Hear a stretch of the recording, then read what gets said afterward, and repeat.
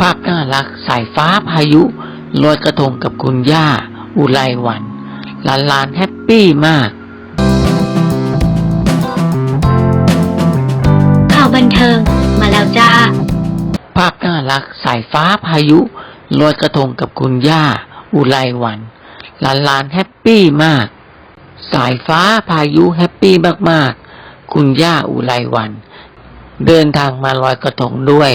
ภาพอบอุ่นจริงๆวันเพ็ญเดือน12เทศกาลลอยกระทงประเพณีของคนไทยสืบทอดกันมายาวนานเป็นประเพณีของทุกเพศทุกวัยที่ได้มีกิจกรรมทำร่วมกันถ้าหากเป็นคู่รักก็นิยมไปลอยกระทงด้วยกันกระชับรักให้หวานชื่นหรือจะเป็นมุมของเด็กๆก็ดูแฮปปี้คืนเคงมากๆเพราะนอกจากจะได้ลอยกระทงมองเห็นกระทงของตนเองไหลไปตามสายน้ำแล้วยังได้เห็นแสงสีจากพลุท้องฟ้าอีกด้วยเช่นเดียวกันสายฟ้าพายุซุปตารุ่นจิ๋วลูกชายฝาแฝดของชมพู่อาริยาน็อตวิศรุรังสีสินพิพัฒน์ที่ทุกปี